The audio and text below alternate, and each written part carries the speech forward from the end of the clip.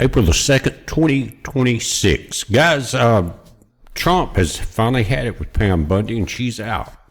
He fired her. She's already caught a plane back to her home state of Florida.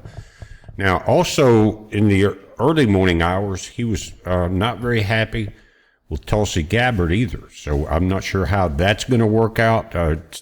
She seemed to be hiding some deep state people under her that were around during the Obama-Biden years and trying to protect them.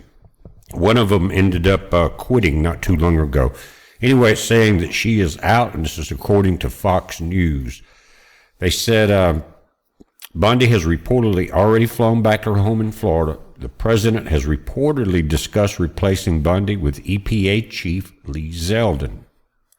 Guys, and I think it kind of goes back to how she handled the Epstein case. That may not be all, because it's not just our YouTube channel, but many other outlets have described her as getting nothing done as far as major criminals in Minnesota, major criminals in California, in Chicago, in New York, getting a few little people, then walking off.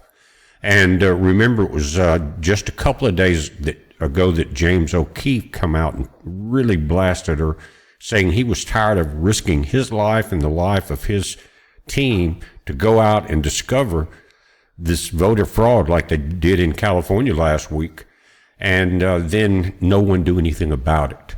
And they were attacked and beat up in California. Anyway, so I don't blame him for what he said. That could have put another little weight on that scale of getting rid of her.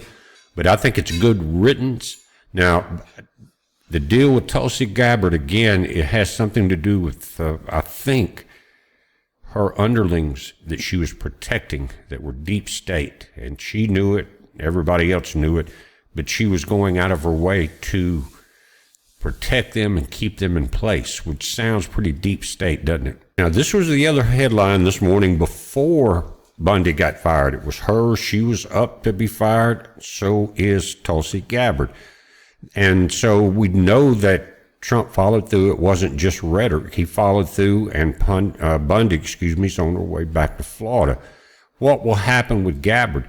Again, if she's working with the deep state and fighting against Make America Great Again, then she needs to go.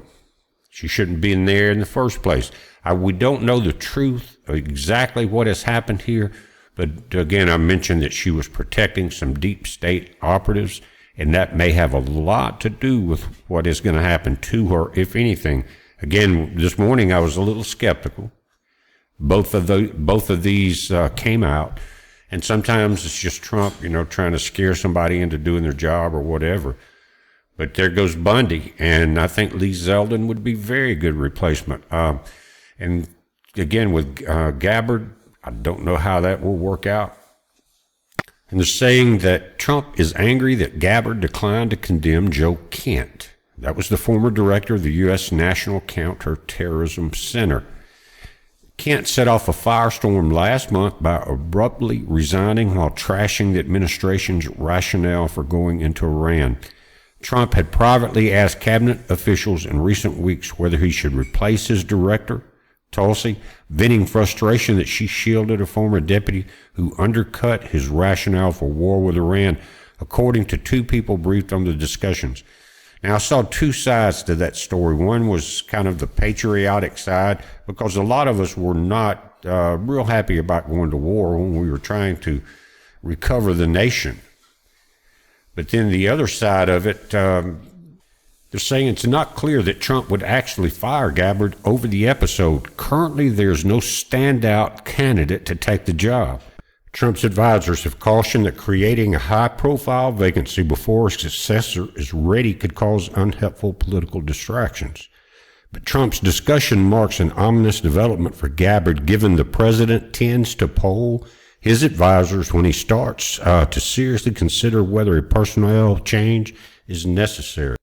They're saying Trump's doubts about Gabbard followed her testimony at the Worldwide Threats hearing on Capitol Hill last month, where she declined to condemn Joe Kent, who had resigned days earlier after arguing that Iran did not pose an imminent threat to the U.S., the people said. And it really wasn't his place to argue anything. He was there to follow orders. And again, we all had different opinions of the war. I want it to be over. I want our personnel home. And let's take care of business here. Now, going back to Bondi for a minute, I'm not sure if it's just the Epstein files, because we don't really know who all was in control of the way it was done. It was done pretty bad from Jump Street, really bad. Remember the notebooks they handed out to a chosen few that was full of mostly redactions? And then they got a little more information as it went on. But to me, that was not the biggest deal. The big deal to me, and of course I'm kind of crazy, was the fact that the big people were not getting arrested. People like the mayor and the governor in Minnesota, Newsom, Chicago, New York, people that are trying to tear down our country. We know they're guilty. It's been proven, and nothing has been done. Trump should have ended whoever was standing in the way of that on day one. But again, Noam's out of the way, Bundy's out of the way, is Gabbard next. Trump said in his remarks, he has confidence in Gabbard and the tireless work she is doing. He has assembled the most talented and impactful cabinet ever. I tend to disagree with about half the people in that cabinet. But again, they have to follow suit. They have to follow the talking points. And they have collectively delivered historic victories on behalf of the American people. The main one was because Elon Musk stepped up to bat in the very beginning with Doge and exposed a lot of corruption. But since now we're seeing it exposed in Minnesota, that's one example. And they're saying the fraud is worse in California. And now they're wanting $60,000 a year in New York City, increasing taxes for each daycare kid. In other words, they want enough money that they're saying it'll take $60,000 a year for that child, each child. You know that grifting is going to be something glorious for them, isn't it? Now, Bundy's gone, so I've seen Lee Zeldin over the years in D.C., up on the Hill and things like that. He's head of the EPA now, and I'm trying to see, and maybe you guys can help, would he be the effective choice? What do y'all think? With his background and other things like that, check into it. Come in and to the comments, and let's hear what you have to say.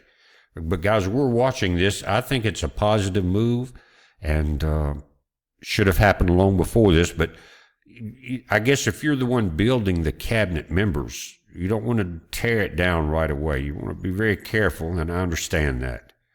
And try to be as gentle as you can, unless, of course, it's Marjorie Taylor Greene, and there was no kindness on either side in that conflict.